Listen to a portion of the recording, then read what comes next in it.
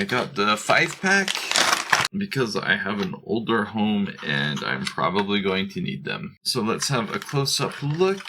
Alright, I can already tell you I like this way more than other quarter turn valves. This is not plastic, this is metal. Other valves I've had have plastic. That's exactly why I got this, because I'm sick of plastic valves breaking. When this gets hard to turn, sometimes it breaks the plastic off. This is nice. I am a fan. So let's have a look at the brass fitting inside here. Yeah, nothing too complex or different about this, really, other than the fact that is metal. That is what you want. I do like this style of valve more than the shark bites. I don't really have a good reason why, other than they are a little bit less expensive, but I think being able to control exactly how tight I make this is something I appreciate. This is a really nice valve. I like, again, this handle here is metal. This is not going to break like you see with some of the cheaper plastic ones.